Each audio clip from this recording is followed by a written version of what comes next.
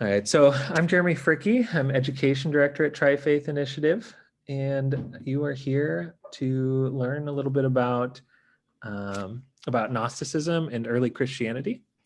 One moment and I'll share my screen here. So Abraham's Whiteboard is basically a monthly program where we look at different religious ideas, different religious movements, and connect them to Abrahamic traditions. So we learn about how they engage with both the past and the present. And it's been a couple months since we've had one. I was teaching a class, an introductory series class on Judaism, Christianity, and Islam for the last couple of months, but now we'll go back to doing Abraham's Whiteboard monthly. I also want you to know that next month we'll be actually learning about the Mughal Empire in India. That was a time where there was an Islamic empire in India, and it has some very fascinating things happening, in particular because there was so much religious diversity there. And they figured out ways to both retain their faith and have room for people of different religious backgrounds. It wasn't always perfect, but we can learn a lot from that time. But also, why are we talking about Gnosticism tonight? So firstly, really, Gnosticism is a good way to start having a conversation about ideas that often do drive wedges between people. In particular, the concept of heresy itself arises in response to Gnosticism in early Christianity. It's also a way to talk about and learn about early Christianity in particular broadly. So we're going to look at a lot of different things. There's so much information. I'm not going to be able to go over everything that I would like to, but I'd also like to make sure that we have an opportunity to discuss some of the things. Also throughout, I'm going to be asking some questions, hoping for some discussion. And also I might ask people to read once in a while if they would be open to it. So because we'll be looking at a couple of the texts that were found through the archaeological digs of the Nag Hammadi scriptures. So firstly, I just kind of want to gauge what people think about these two ideas, the idea of heresy and the idea of mysticism, and just kind of gauge the room a little bit about where are you at with these two ideas? And I know they don't it all the time. Sorry. Yeah. No, go ahead. Oh, I guess to me, heresy implies like a hierarchy and a group that is determining this is heresy and that is not heresy, whereas mysticism seems to me much more internal and unique to the person that practices it. Okay. Mm-hmm. Would anyone else like to add, or to one of them or both of them, or what do you think about these two terms? Are they relevant to you today? Definitely, it's Arya. Definitely, we are still being looked upon. I'm talking about the Reform movement, the Reform theology, as heresy by the Orthodox dominating flank in Israel. So they prefer to actually negotiate with non-Jews, for example, for the parliament, for the Israeli, after the Israeli election, then sit in a coalition with a Reform rabbi that was elected. So that's, yeah. I never looked at my strength of my theological understanding of Reform movement as heresy, but that's how they define that if they want to be in conflict with us. Right. And we'll actually investigate some of the ideas behind even that specific, maybe not that specific example, but you'll see in just a couple of minutes. Would anybody else like to add before we move on here?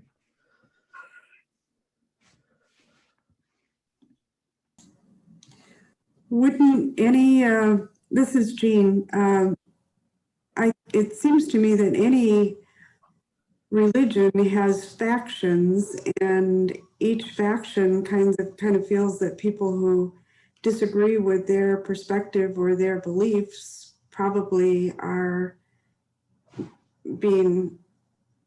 speaking heresy. Mm-hmm. And mysticism, I think it means feeling like you can speak through your senses or emotionally to a God figure. Right. Yeah, so they have some overlap, but it doesn't always feel that they have a ton.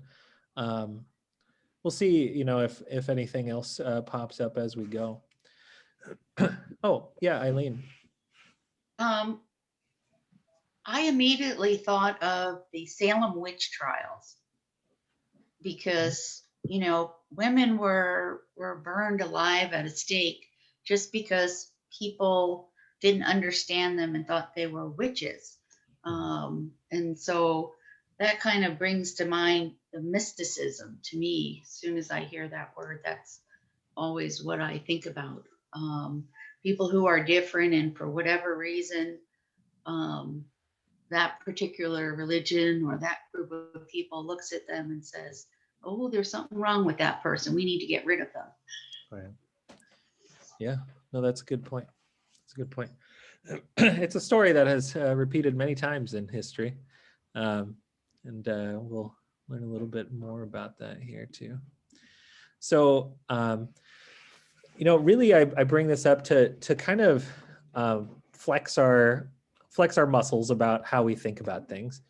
And, we're able to investigate this idea that is called the narcissism of small differences, which actually reminds me a little bit of in particular, what Rabbi Azrael was talking about.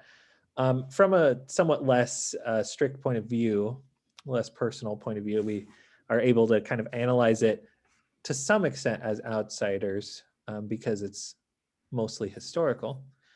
Sorry, here, second. Got it. All right. So the narcissism of small differences. Now it's an idea that was proposed by Freud, but just to simplify here, individuals or groups with very small differences tend to have the most conflict, right? And we actually see that both internally to like religious groups, or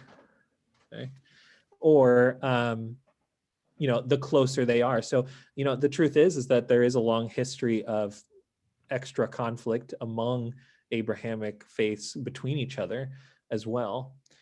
And Freud argues that this is actually because of a very important human need to make sure that they're able to feel unique and to be able to act upon the world in a way that shows that they are something, right?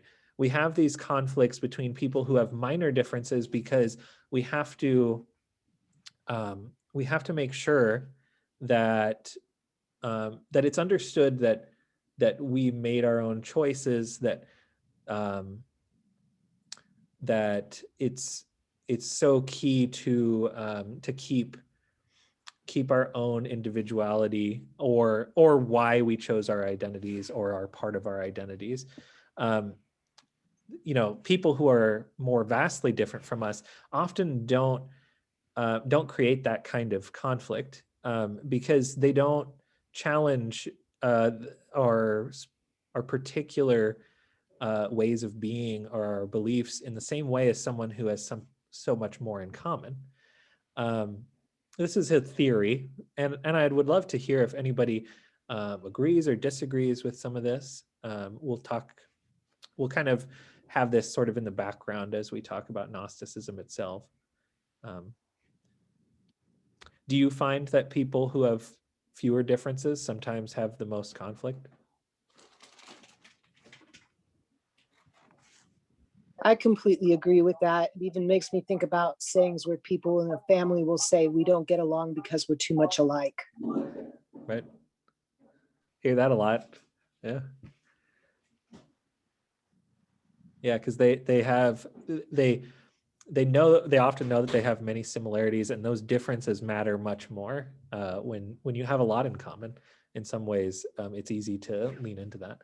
I also saw a hand, I think. Oh, how do I feel kind of all right?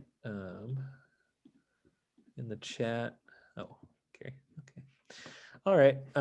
So we'll move on to the next part. So we're going to really break this down into two main pieces.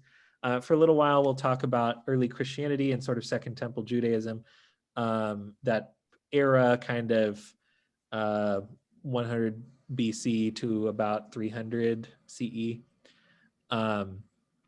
And hopefully, and I invite anyone who knows a little bit to add.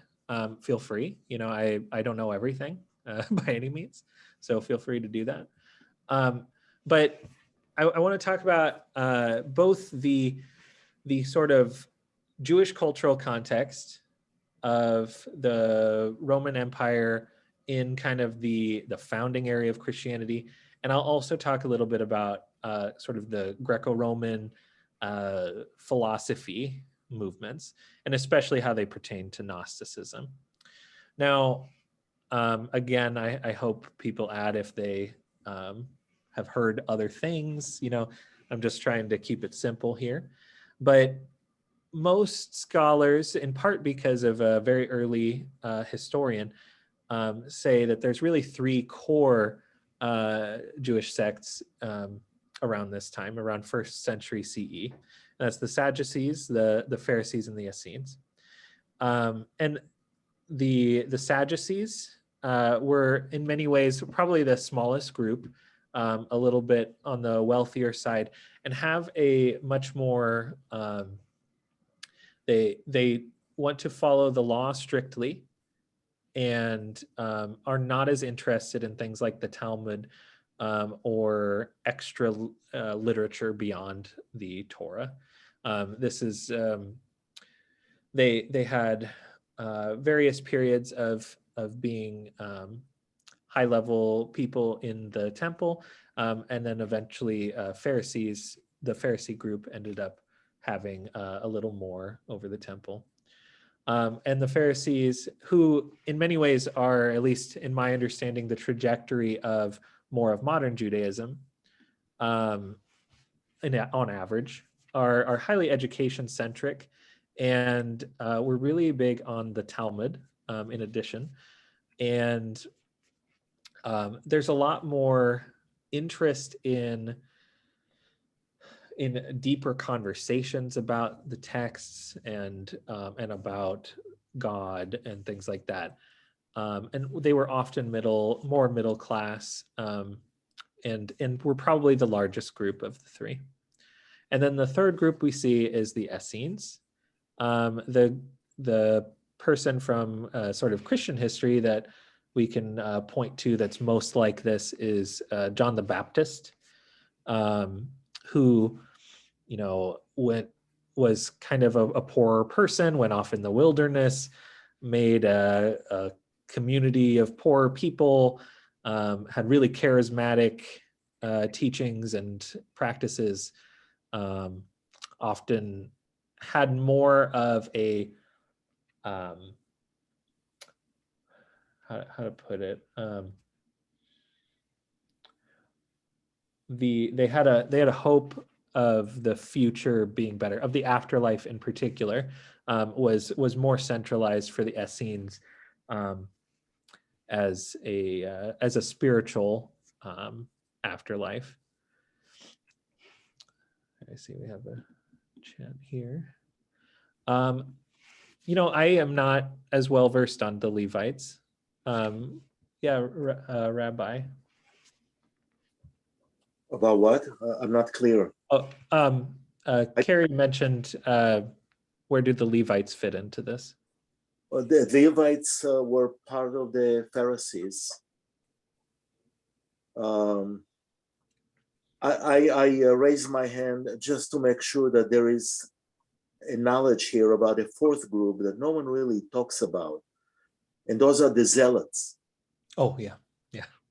The Zealots are the one that ended up destroying Jerusalem in addition to the Romans. And they were not interested in any religious symbolism or rituals. And they are there just to create a havoc. And that's a group that needs to be really traced. There is a lot of chaos that happened as a result of their existence. Right. And they kind of had the most, they kind of hit their peak in the 1st and 2nd centuries too, right? Yeah, Masada was their triumph. Right. Those are the people that ended up on the top of Masada before the destruction of Jerusalem. Right. Yeah, thank you for that addition. So this is a fairly common way to explain these 3 Jewish groups, and the Sadducees, by and large, kind of disappeared after a few more centuries. The Pharisees and the Essenes lasted a little bit longer. The Pharisees, again, influence most of today. But I also want to add a little bit of the Roman context. We often, kind of think of how religions come to be in sort of a box. We think of how they kind of come out of nowhere and there's no one else around. Sorry, before I move on, Jean, did you have a question or addition? I was just curious on the last screen, what does apocalyptic and charismatic mean in that sense? Apocalyptic, primarily in the sense of like, there is a dramatic shift going to happen in the near future. Sometimes it's sort of like an end times kind of mentality, or a radical shift in leadership or something like that. They would have been the ones that probably focused the most on a messianic type figure of these 3 groups, just because it would have been more pivotal in many ways to their everyday life in their practices. Like I said, John the Baptist is a good example, being this charismatic person. Charismatic in the sense of like doing maybe sort of radical things, things that we would consider kind of radical. Like we're going to take a big group of people, go out in the wilderness, eat locusts and honey, and baptize in the river instead of the temple, right? Those kinds of things that's how I'm at least using the term. Yeah, that's a good question though. My apologies for going a little too quick on that. Let me add something else. This group that left Jerusalem and ended up next to the Dead Sea, and they are the one responsible for the discoveries of the Dead Sea Scrolls. That's the community that created and spent a lot of time in studying separately, both from the power structure in Jerusalem, and were very important for the discoveries and those caves in the Judean desert. Yeah, that's a good point. The Dead Sea Scrolls were discovered in Qumran. They're probably just about 1st century BC. They're not that far, not that long before the Nag Hammadi scriptures. They're just a couple hundred years. And the Essenes have many scriptures on their own, and I think that there'd be a lot of fascinating things to talk about if we had a class to focus on that too. Yeah. So we have all these different ways of thinking in Judaism, all at the same time, that are kind of, they're in conversation with each other, and to some extent they're in conversation with the people around them beyond the Jewish community in different ways, and to different extents. So again, a few hundred years before this time period, we have Pythagoras. And who has heard of Pythagoras? All right. What do you know about Pythagoras? Math. He was, yeah, exactly. Yep. Triangles, the Pythagorean theorem. Well, he actually, one thing that most people don't realize about him is that he really started a religious movement. And I'm going to, again, kind of oversimplify this. There is so much more to read.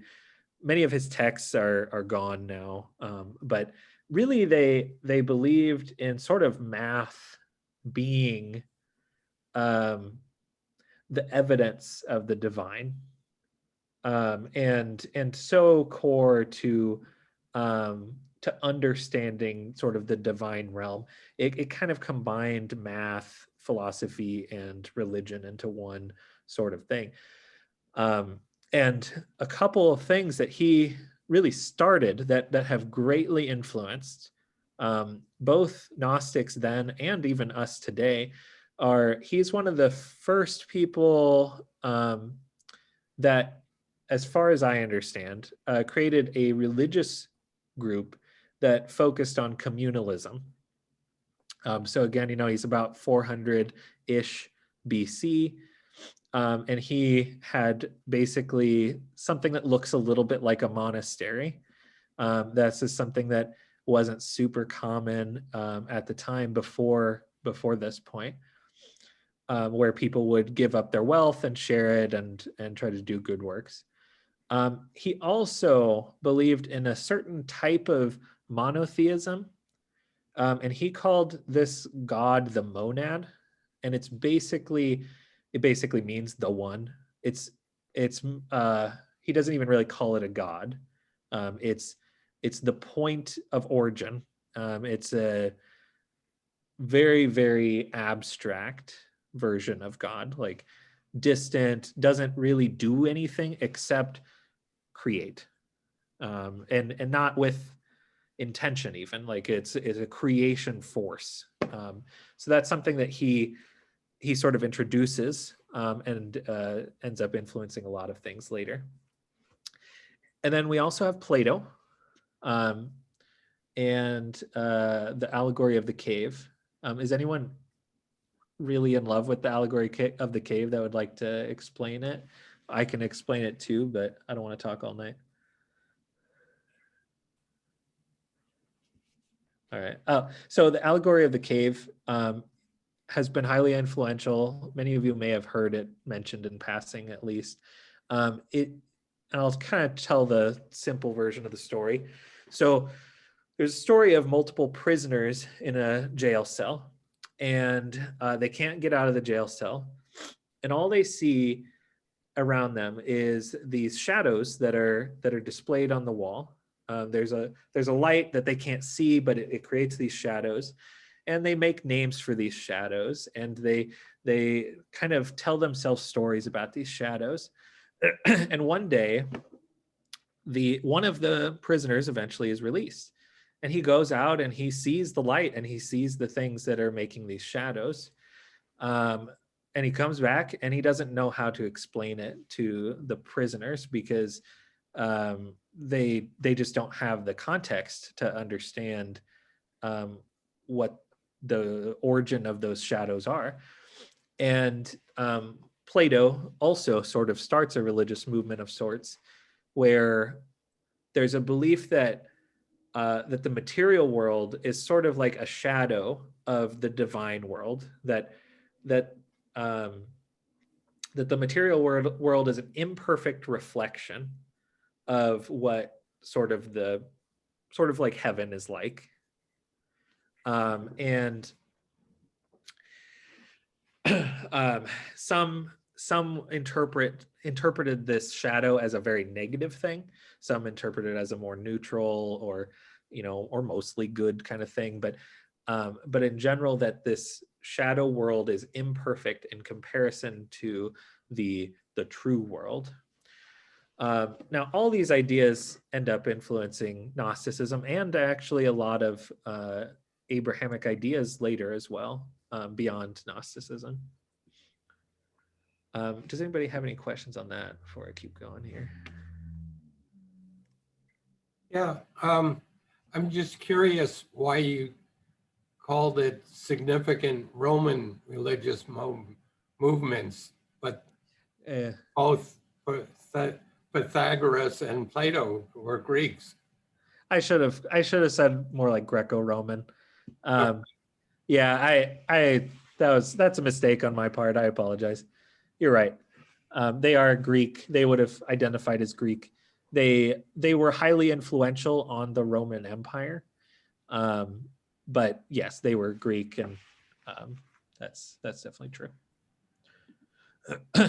So I'm gonna bring up some of the attitudes really quick about Gnostics before we even learn anything about them. People wrote a lot of things about Gnostics, and actually until pretty recently, we didn't have much about them, except for people who hated them. So we kind of learned a little bit, but you also know, especially when you learn about like the history of anti-Semitism, that people like to write a lot of things that aren't true to make people look bad, right? So I'll read it really quick here. That they're a blasphemous assembly of enormous recklessness, and the filthy perversity of their beggarly obscenity truly pollutes the ears. So they did not like them at all. And we'll talk about why they are controversial in a moment here as well. But I also just want to mention that there's really three big people who end up saying a lot about Gnosticism in a negative way, and one of them ends up actually becoming Gnostic themselves. They end up joining one of the Gnostic movements. Tertullian is a fairly famous writer in the 2nd century that ends up becoming what they call a Montanist. But that's for you to look into more. So I know this seems very random, and let's see. So firstly, I want to know, does anyone recognize either of these things?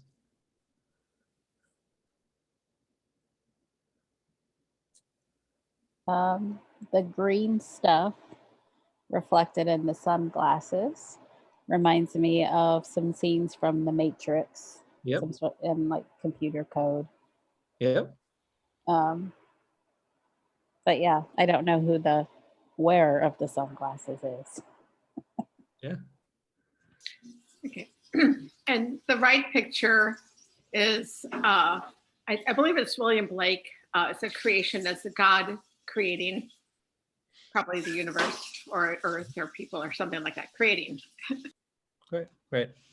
And that's both true. So firstly, I just want to mention that, Gnosticism continues to influence various forms of art.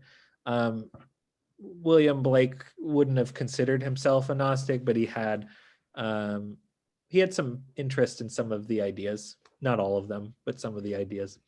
And The Matrix is actually considered one of the best reflections of the sort of Gnostic worldview in a sci-fi movie.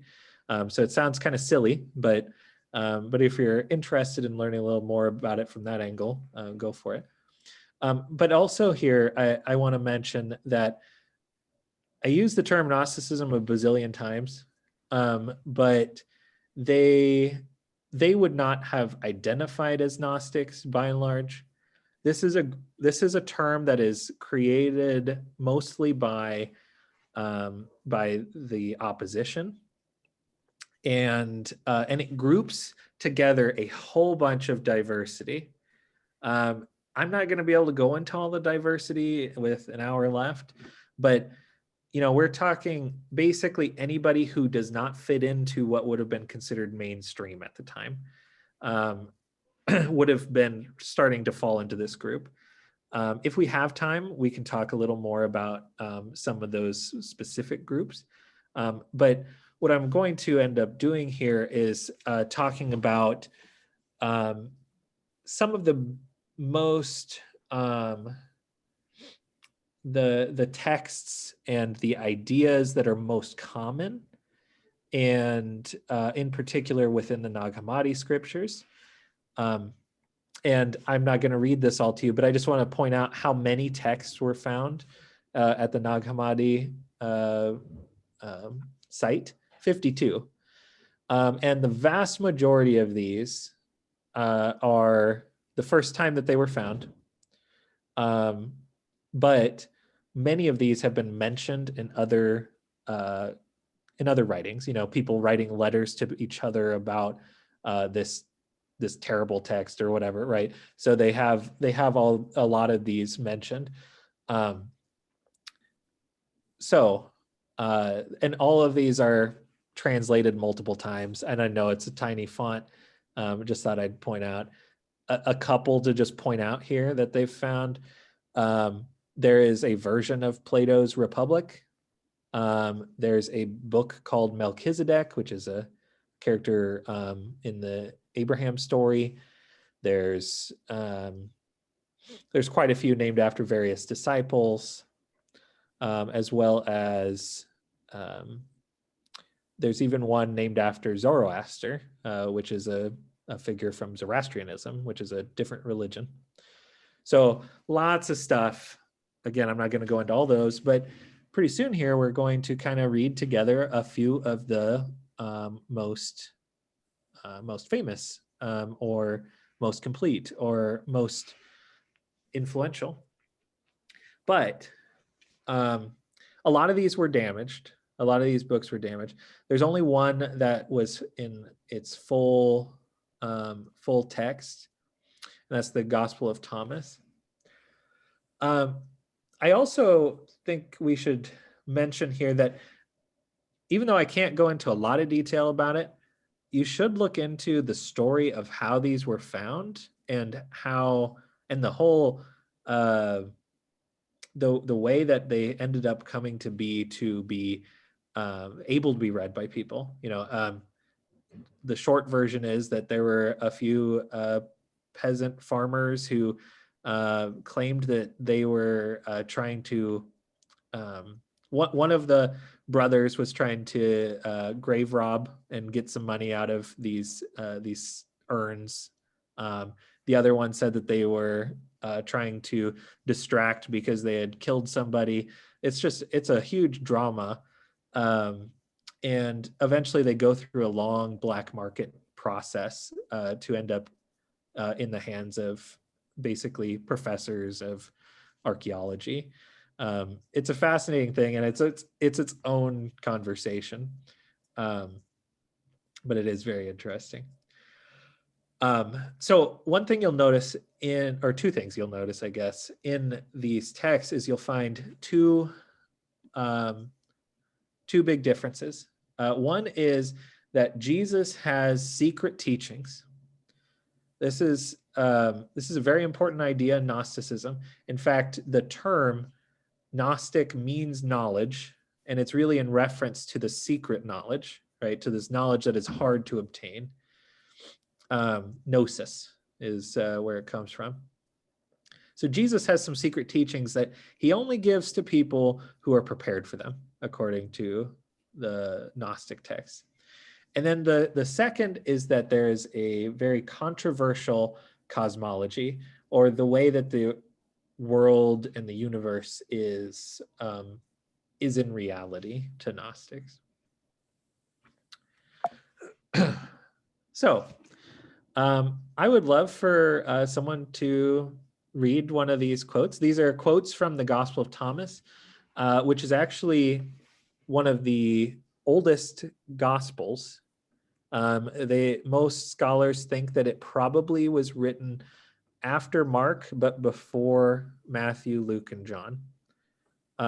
It was not accepted into the Bible for a variety of reasons, including that they have some Gnostic type ideas in some of the writings. It's basically set up with a long list of quotes.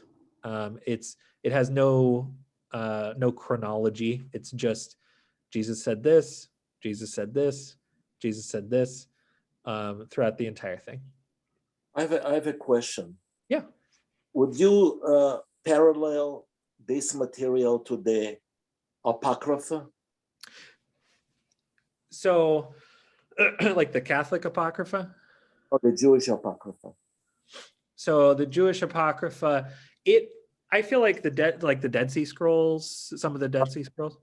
A lot more than just the Dead Scrolls. Right. So I would say that they have a lot in common, and not only in common, but they also probably sort of talk to each other. For example, I don't think it was in the Nag Hammadi, but one of the Gnostic scriptures is, I believe, the Gospel of Adam and Eve, and it's also has a Jewish Apocrypha version, I believe. Same name. Yeah. The book of Adam and Eve. Yeah, and same way, there's quite a few like that. And really, Gnostics have the most interest in Genesis and in the Gospels. Yeah.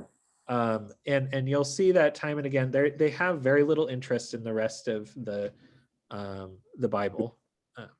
And I think that you see that in some of the Jewish Apocrypha as well, actually, that there's a particular interest in sort of the stories that would be in the same time frame as Genesis, right? Adam and Eve, Noah, Abraham, etc. Yes. Thank you. Yeah. And yeah, so would anybody like to read one of the quotes and tell me what you think of it?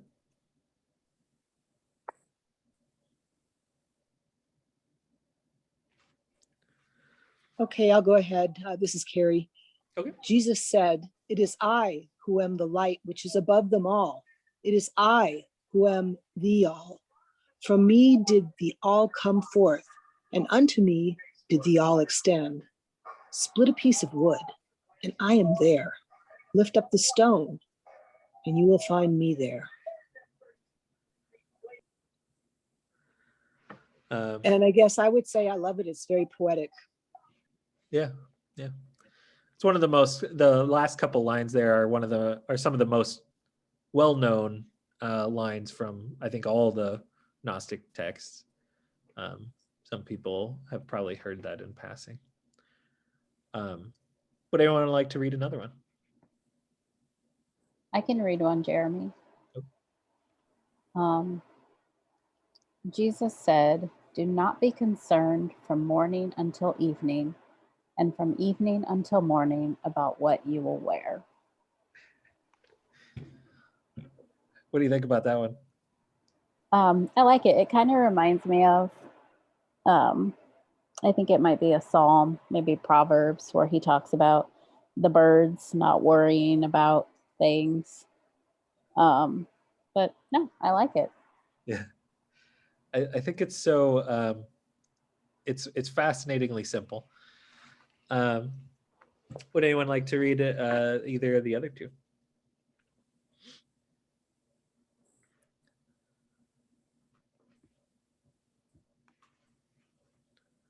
I can read 70. Okay. If you bring forth what is within you, what you bring forth will save you. If you do not bring forth what is within you, what you do not bring forth will destroy you. I think you have to think about that one a little bit. In other words, maybe if you're honest, you will be saved and you will have an opportunity to grow and to build on that. If you don't bring forth something that's inside of you, it will fester and eat away at you and hurt you. It's not like any of the verses that I remember. So that's interesting.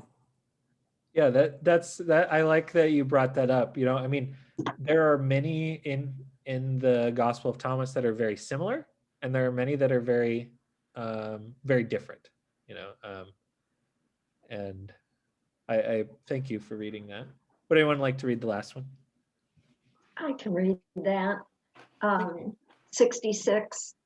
Jesus said, "Show me the stone which the builders have rejected.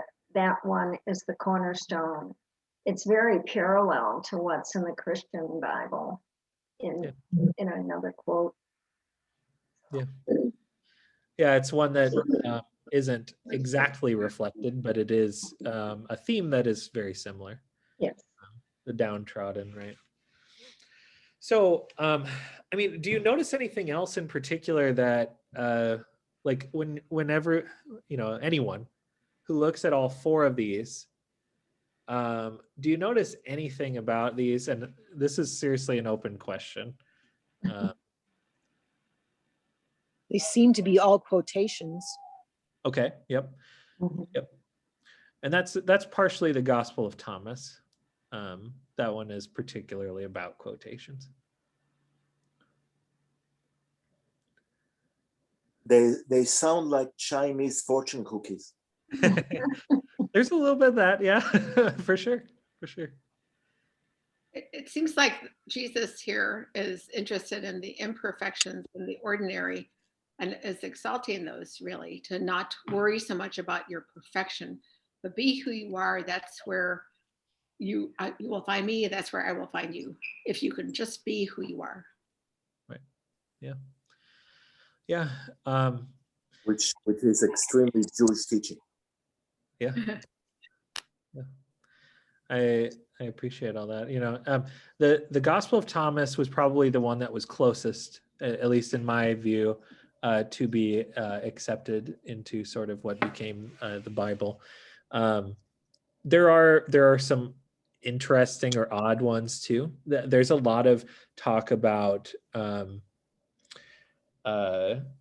getting rid of dualities. You know, make the male female and the female male, and the high low and the low high. There's a lot of that kind of thing, you know, which is a little bit mystical, has a little bit of similarities to some of the texts that we read already, but is a little different. So the Gospel of Thomas,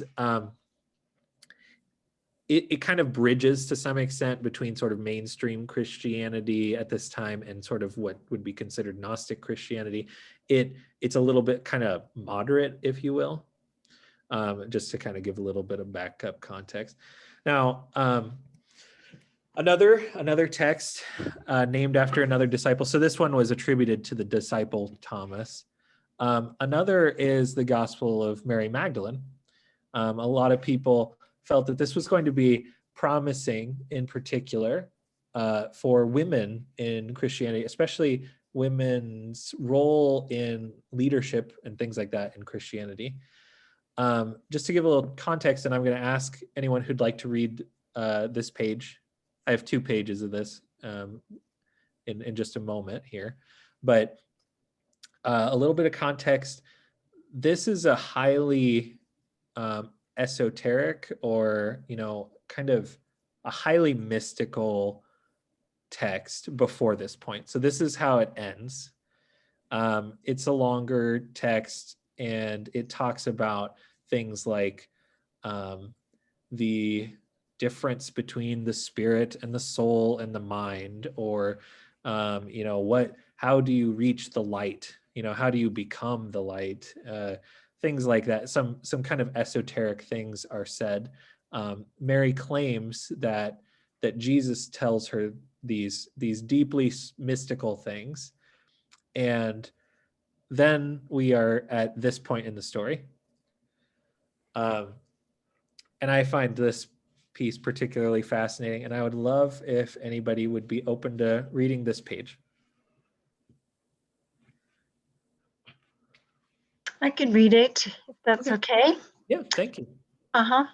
When Mary had said this, she fell silent, since it was to this point that the Savior had spoken with her. But Andrew answered and said to the brethren, "Say what you wish to say about what she has said. I, at least, do not believe that the Savior said this, for certainly these teachings are strange ideas." Peter answered and spoke concerning these same things. He questioned them about the Savior. Did he really speak privately with a woman and not openly to us? Are we to turn about and all listen to her? Did he prefer her to us? Might sound familiar to many people here, particularly maybe the women in the room. Would anyone like to kind of finish the story here?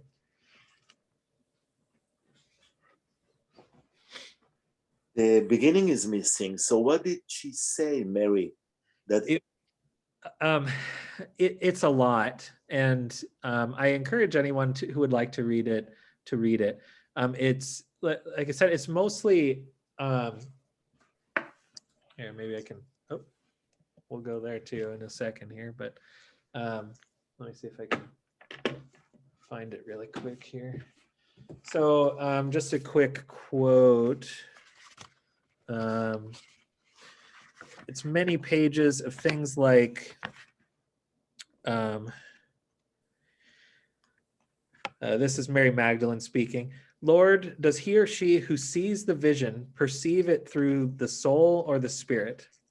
And he answered, "One perceives through neither the soul nor the spirit, but by the mind, which mediates between both. Visions are mental." And there's just a long series of questions that are very much like that. I never saw you ascend, I never saw you descend upon the earth, but now I see you ascend. Why does my mind deceive me, since you are a part of me? My soul answered, my soul answered, "But you didn't recognize me. I serve you as your robe, but you don't know me. When the voice ended, I rejoiced inwardly." There's a lot of like highly mystical teachings that she says many times in there. A lot of esoteric material. Yeah. Yes. The Gospel of Mary is very much about that. Would anyone like to sort of finish this like little piece? This is kind of an interesting interaction between the male disciples and Mary Magdalene. I'll read that. "Then Mary wept and said to Peter, 'My brother Peter, what do you think? Do you think that I have thought this up myself in my heart, or that I am lying about the Savior?' Levi answered and said to Peter, 'Peter, you have always been hot-tempered. Now I see you contending against the woman like the adversaries. But if the Savior made her worthy, who are you indeed to reject her? Surely the Savior knows her very well. That is why he loved her more than us.'" Yeah, and there's some people who read the Gospels very closely may note that there's sometimes there's a reference to the disciple whom Jesus loved. That's often I can't remember who it's usually attributed to. I think James. James. No, Suzanne. Sorry, you're on mute. Sorry, it was John. Oh yeah, that's right. Yeah. John, yes. Yeah, John's the most common, but it's argued. So sometimes some of these texts actually imply that it's Mary Magdalene who's the disciple whom Jesus loved. Why do we have any explanation? I guess I'm asking for something we might not know, but they say, so Jesus spoke to Mary. He spoke to them also. And then because one time he spoke to Mary and she tells them about it, all of a sudden he loved her more than us. I mean, talk about it, complex. I think there's more behind the story, maybe. Yeah. Yeah. I mean, I don't know. I think in this trajectory of Christianity, they generally did believe that Mary, in this trajectory of Gnostic Christianity, they believed that Mary did receive sort of special teachings that she was prepared for and the other disciples weren't, and that the disciples would have seen that as special attention that they were jealous of. That's what a lot of Gnostics believed about this. Again, that secret knowledge that's passed on to particular people who are ready for it. Some of what we'll talk about, and I am not as well versed on this by any means, but some of what we'll end up talking about has some reminiscing of even like Kabbalistic beliefs and teachings. Again, I don't know it quite as well. I just hear that a lot when I talk about Gnosticism in an academic environment. If anybody would like to add any of that, they are surely welcome to. And I'm just going to add a little quote here from the Gospel of Judas. But you will exceed all of them, Judas, for you will sacrifice the man who clothes me. This is Maundy Thursday, and this is today. Today is Maundy Thursday. And not every, like I said earlier, not every Gnostic group believed this. This isn't one group that we're talking about all the time. This is a diverse thing. But one of the questions that arose in early Christianity is if there's this theological belief that Jesus dies for sins and he is supposed to do that, why is Judas scapegoated for it if he is the one who does what is supposed to be done in this story? This text gives their version of the answer, which is that he was supposed to. Jesus told him to. There again, this is another one where the vast majority of the text is long and full of a lot of esoteric teachings, and then basically he proves himself to Jesus, who tells him to do this, because Judas understands, and we'll get to this in a second, that the body is not the soul. And that's something that is deeply important to Gnosticism and debated more in other like Jewish and Christian circles, that the body and the soul are very, very different in Gnosticism. So Jesus's death is not the Christ's death in this text. You can't kill the spirit. You can only kill the body. That's, again, their interpretation. Let's see here.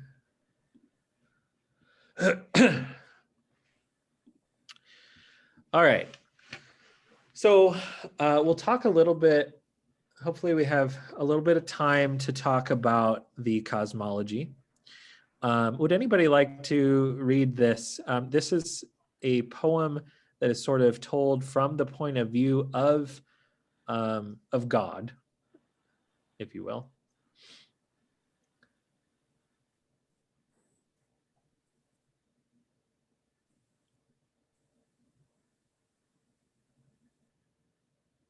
I'll read I it. can read it if you want.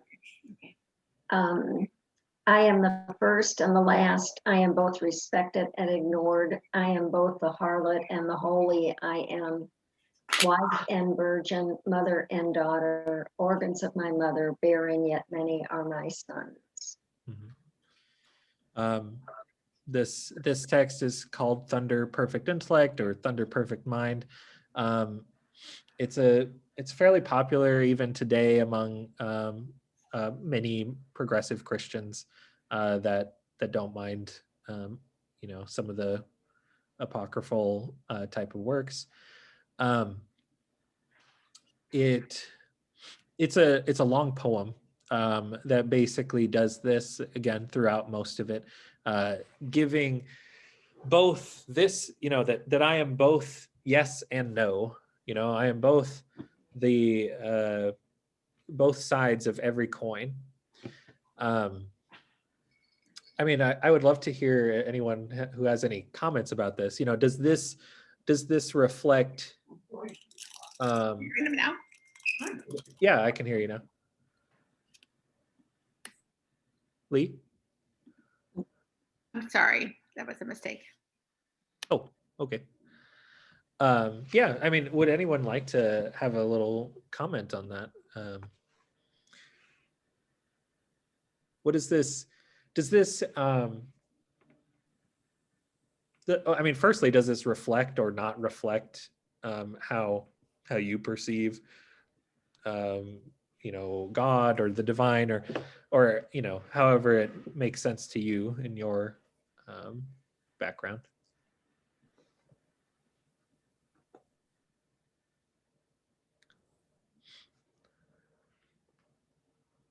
I guess I only struggle with the barren, yet many are my sons, because I mean, if you're the first and the last, then do you have a mother?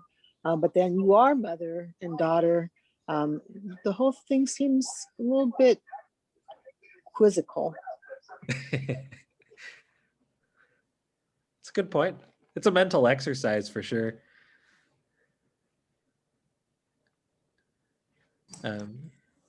It sounds like a riddle.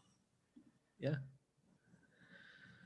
But it also describes the different aspects of ourselves, and maybe it's an attempt also to reflect that toward the complexity of, I hate to say, maybe I need to stop myself, because the complexity of the divine. Yes. And that's similar to also what Carrie Pratt was saying in the chat as well. Kind of I incomprehensible. think too, Jeremy, it also reminds me of the previous slide, because there was a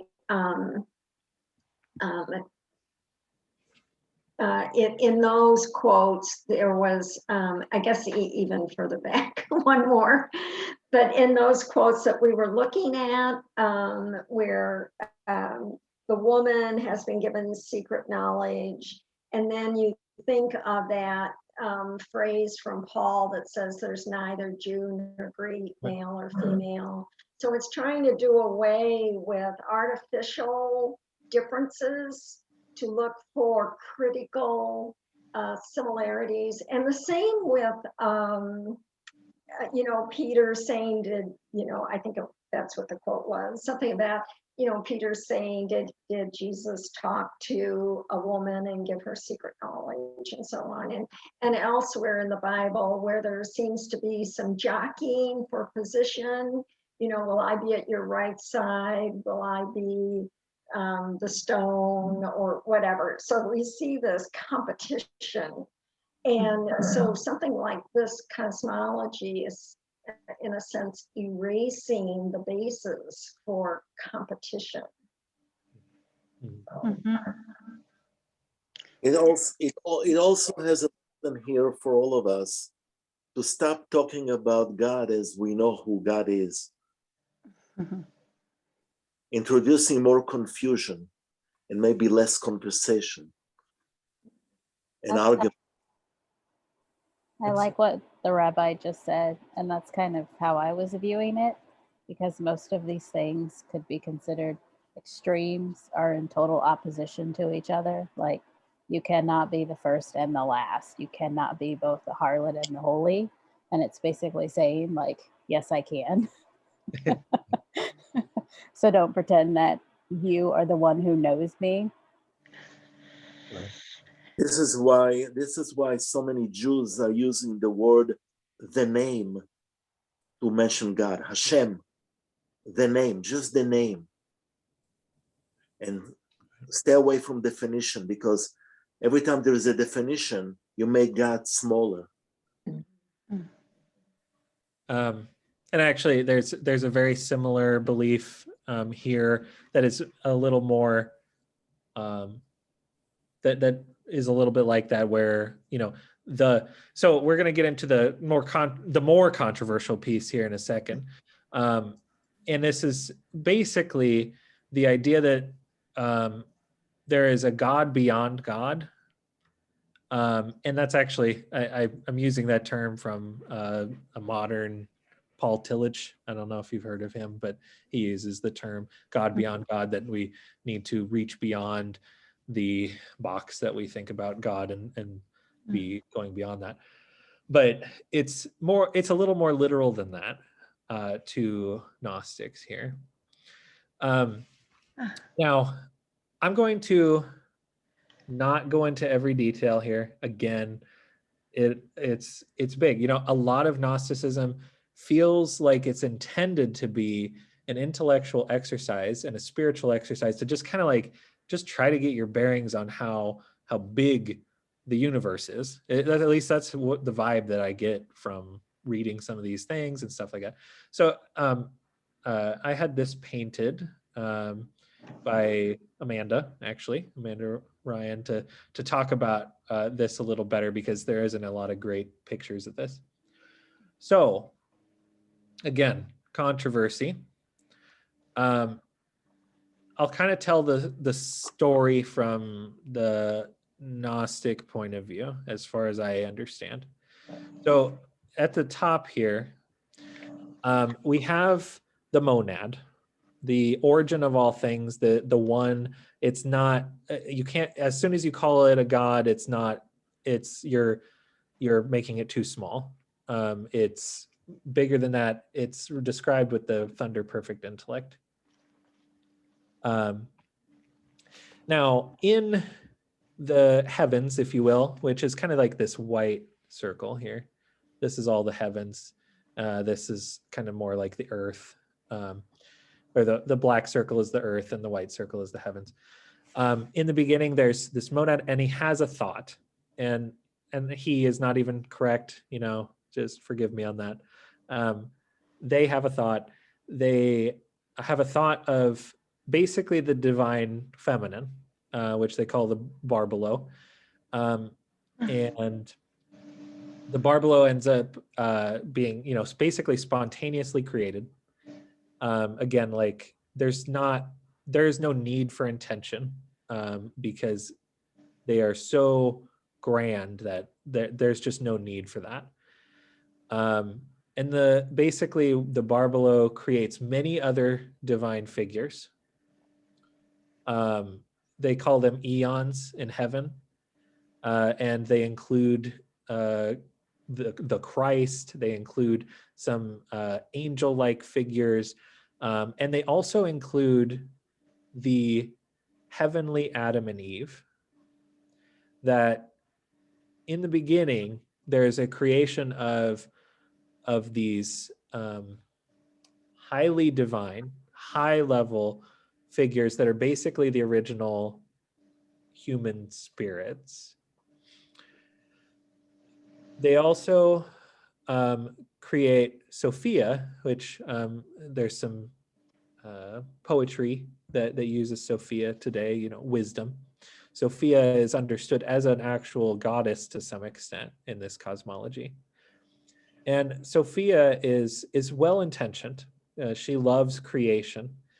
But traditionally, the divine figures would create things with the male and the female. Sophia made it by herself, and she accidentally made an imperfect one. And this is understood in Gnostic cosmology as the imperfect deity, if you will, of many scriptural stories. That's where the controversy is. So I'm just pointing out that there's an understanding that the scriptural deity is below the original.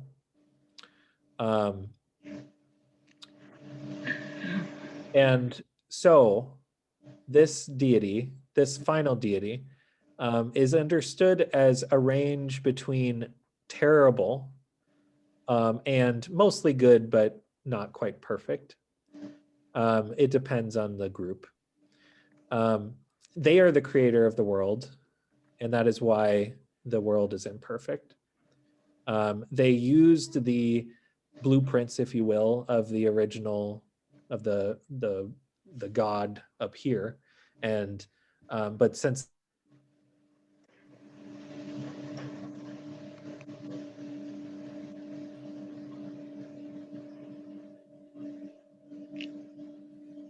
You're frozen. You hear us?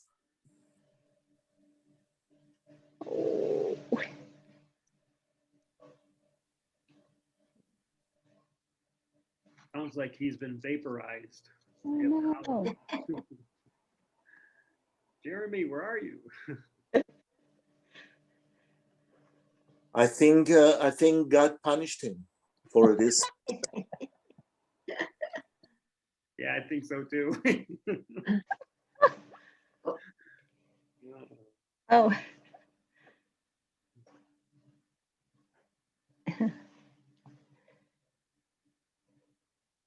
Wow. Oh.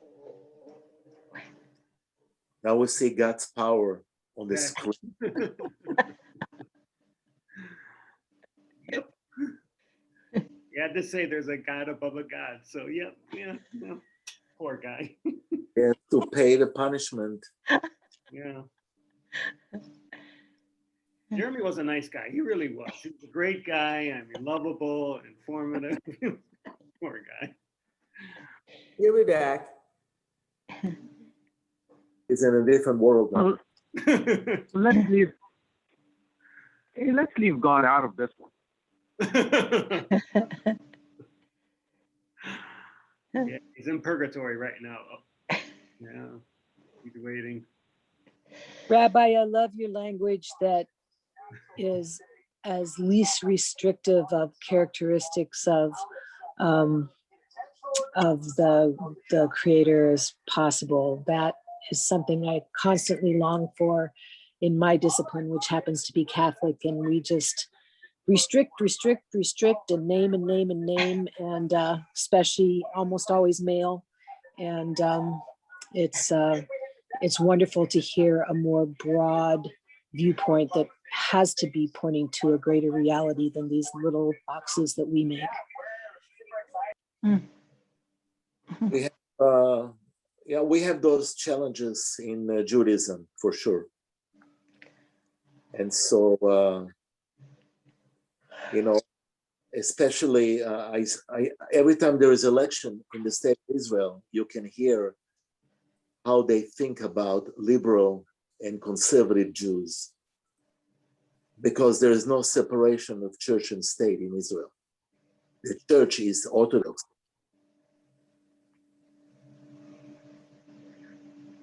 Hey, I texted Jeremy and his internet froze. So I think he's yeah, back. I'm kind of in. I mean, I'm on my phone. Hey, So- we even eulogized you, Jeremy. We even eulogized you. Yeah, I figure. No, well, I mean, let's see. Yeah, my internet just kind of went out. Let me see if it'll reconnect here. The divine intervention. Yeah, I suppose. I mean, maybe it is a big heresy. I think it that was good timing.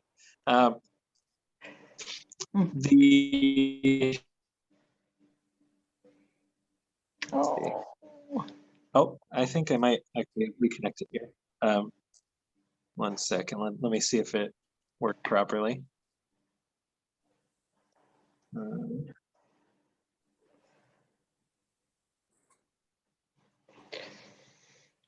All right. So, darn it, it did go out again. Well, either way. So maybe we'll talk a little bit about kind of the last piece that I had. I didn't have a lot of pictures. I had text to read together.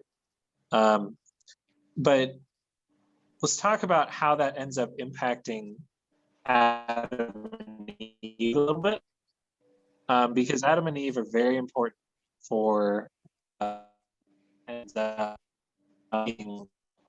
part of the whole Gnostic story. So they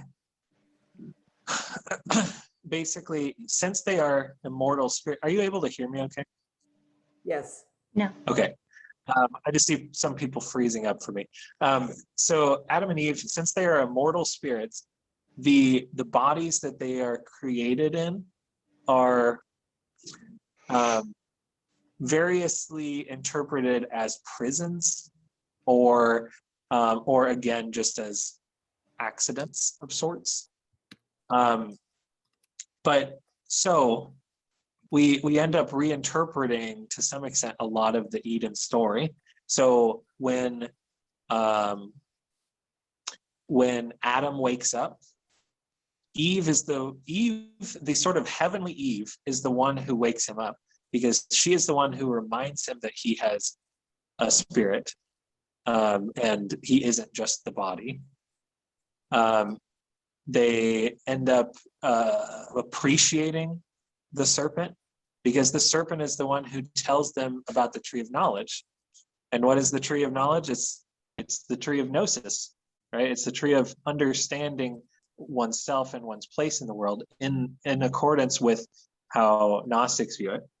So this is where, again, this whole belief system gets very controversial, but also very appealing to mass amounts of people. It grew dramatically. I have a little quote here. When Eve, the sort of heavenly Eve, wakes up Adam, she says, "Arise, live, follow your root, which is I, and beware the ignorance that may beset you." So she is there to remind him where he is from. He is from the heavens. He is from the divine source.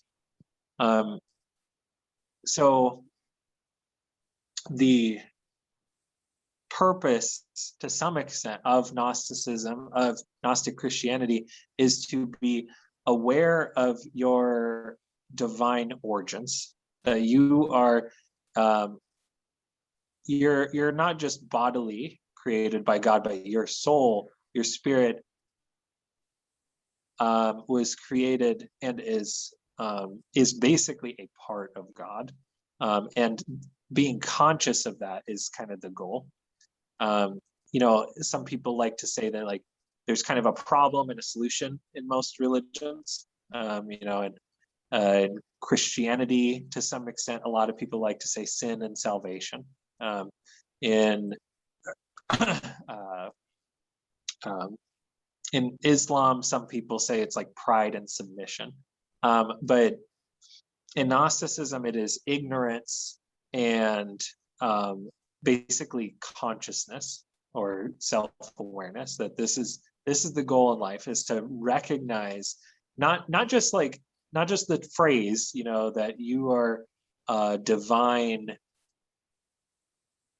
you have a divine spirit, but like a deep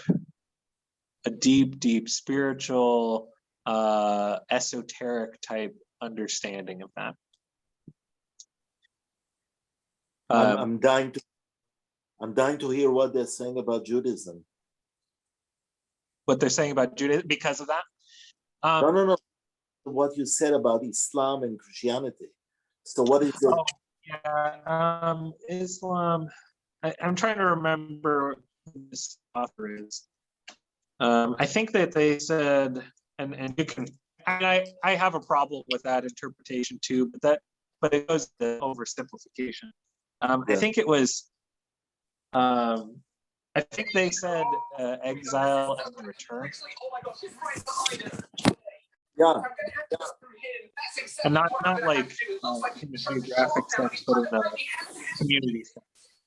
I'm trying to remember who they are. And Miss apparently, oh my god, we did that for the first bit of damage. We actually did Tim. Oh my god, we knocked it down again. Okay, Vic, we need a finishing quote here. What can we use? You know what? He's made of ice, so maybe. We have Miriam, turn off your microphone. All right, let's try this up. Now we go. Oh my gosh, it's set on fire. Actually set on fire right there. And it looks like he is melting away. Oh my gosh, excellent. Okay, while he's distracted, I'm going to try and get nice and close to the Ice Titan. Hey, Mr. Ice Titan, I can really... Can you hear me okay? Oh, you got it? Okay, good. All right. Yeah, the problem solution thing is, I think it's Stephen Prothero who argues that. But finally, I think we need to discuss a little bit of what, actually, let's stop there a moment. And, you know, does anybody have any particular questions or anything that they would like to hear from the group on, or anything like that based off, I mean, there's a lot that we've gone over already. And I want to give a chance for everybody to respond.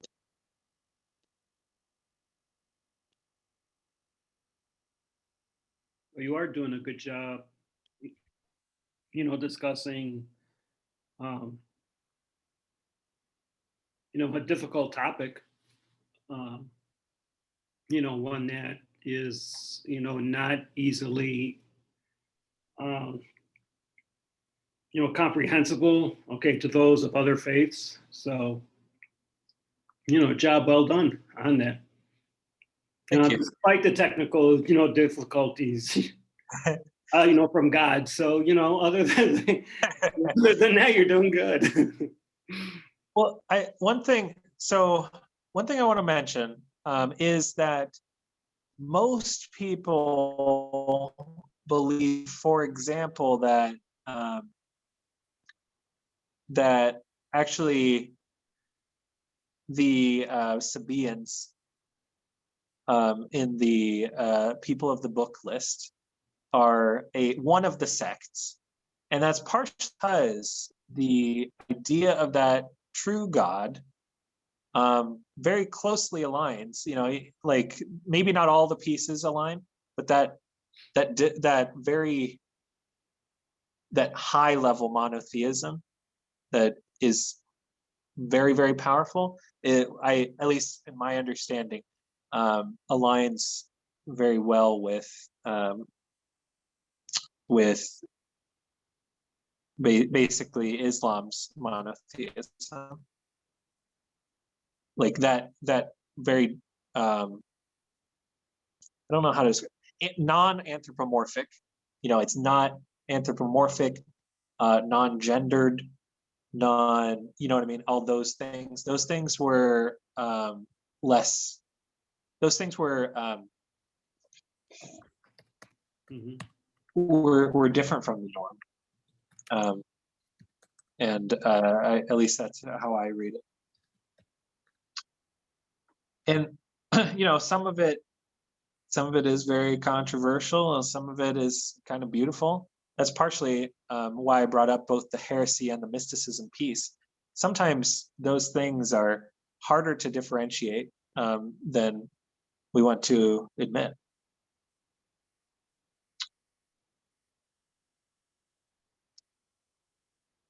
Now, if I'm not mistaken, yeah, the Sabaeans are still in existence. I think in Syria, Iraq. Yep. Right. I think in. Yeah. So there are two groups that you would consider Gnostic in the sense that they have some of these beliefs. Okay, like again, you know, not everyone had the beliefs that I'm talking about, but a lot of them have bits and pieces of the things that I'm talking about. They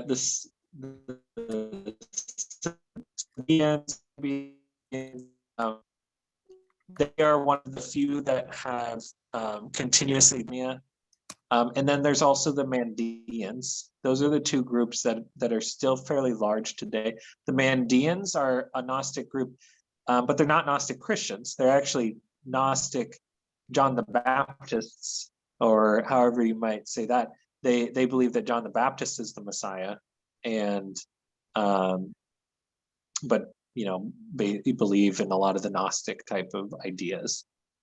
They also, I think, are from Iran, and but they have a huge community in Australia as refugees.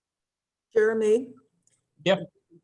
I know we're almost at the end here, and it's maybe, I don't know, ridiculous perhaps to ask this question at this point, but okay, if there are groups that believe these various things, how do, who becomes Gnostic and who's not? What differentiates Gnosticism from whatever the other is? So I would simplify, there's three main things. And I think we've kind of briefly touched on all of them. I haven't organized it in this way. Number one is that there's a belief that there's secret knowledge, that there's knowledge that was imparted to a particular group of people that were ready for it at that time. And that's the full truth. Sometimes, usually Gnostics would believe that it was totally valid, for example, to be a mainstream Christian, but they thought it was better to be Gnostic. There would be people, and we could go on for days about this, but a lot of the early Gnosticism was almost like Bible studies within churches. Like it was like your level 2 class, not always agreed with by everybody in the church, but this is before there was a clear standardization of what Christianity was.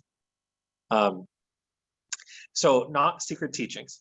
The number 2 is the dualism of the spirit and the body, that the spirit lives a different life to some extent than the body. The spirit is immortal and the body is not. And you are not your body and your body is not you to some extent in Gnosticism. And then thirdly, in most of Gnosticism, again, there's always going to be a little asterisk next to anything you say about religion. There's always an exception. And then the last is the dualism of the cosmology, that there's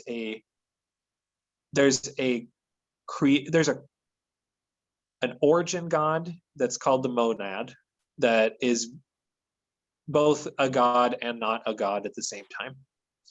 And then there's also the craftsman god who created the world, and those two things are usually shared by most Gnostics, if we use that term.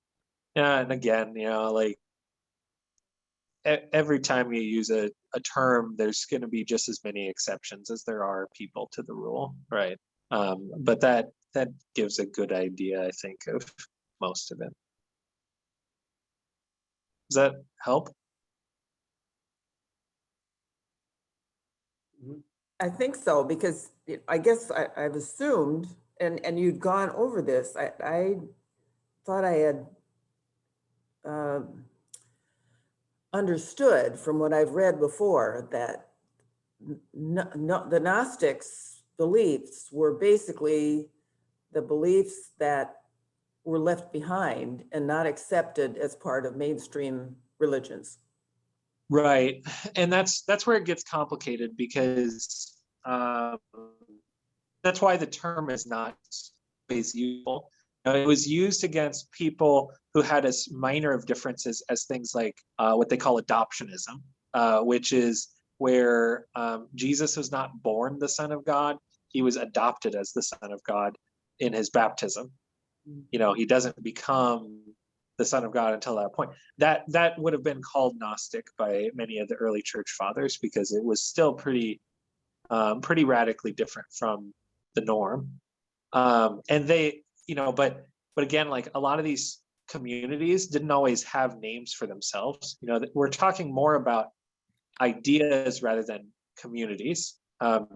the ideas are held by people, but the people don't always identify the same way with those ideas.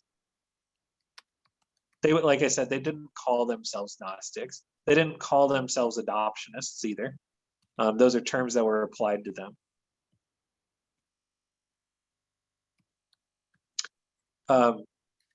And just a little point, the women in general, while there was a short time where in many of the early Christian churches, women had a more prominent role. That shifted a little bit. A lot of people argue that it has to do with the need for Christians in particular to fit into Greco-Roman culture. That Greco-Roman culture prioritized men, and as they were growing, they needed some level of acceptance by the empire, if you will. So they shifted some of those norms. Often, a lot of the women-led churches were considered Gnostic. Sometimes they were, and sometimes they weren't so much, because they could appear to be. You know, if there's a tradition that seems to allow more women to be leaders, and they become more leaders, and that tradition tends to be Gnostic, then that might be the case. There's so much more to learn. I also want to encourage, if you haven't read books by Elaine Pagels. Elaine Pagels probably has the most the most interesting reads of these this kind of category. She has books on the gospel, or the Gospel of Thomas, the Gnostic Gospels, Adam, Eve, and the serpent, quite a few different ones. Yeah, anybody? Oh, and obviously, and I didn't explicitly mention this, but they were very, very persecuted. Basically, after the 4th century, after Christianity became a religion of the Roman Empire, there was an establishment of what was considered Christian, and heretics would be considered illegal, right? It survived a lot longer through smaller communities or through families, you know, that would still kind of keep these practices. It's clear that there were Gnostics into the medieval period in different places that were in hiding, in France in particular. You know, there's, like I said, there's a whole lot more to say, but I think we're running out of time. Yeah, thank you, everybody. If can you still hear me? Yeah.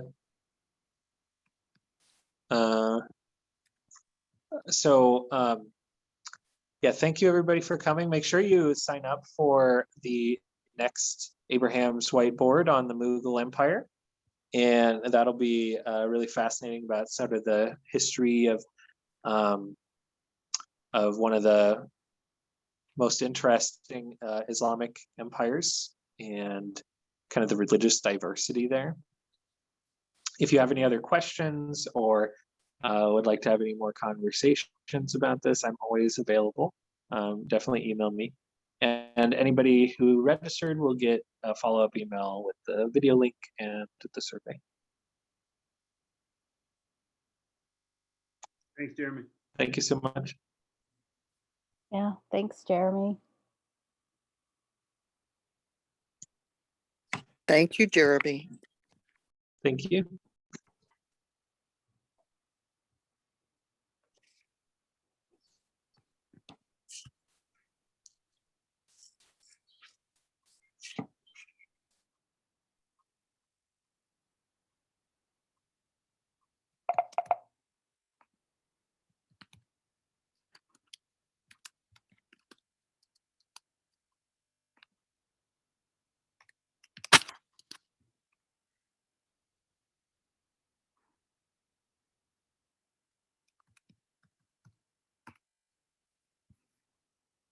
How could Jeremy be gone and we're still here? God threw him back. The computer ate him. Sorry. All right, good night, everybody. Good night, Al. Good night.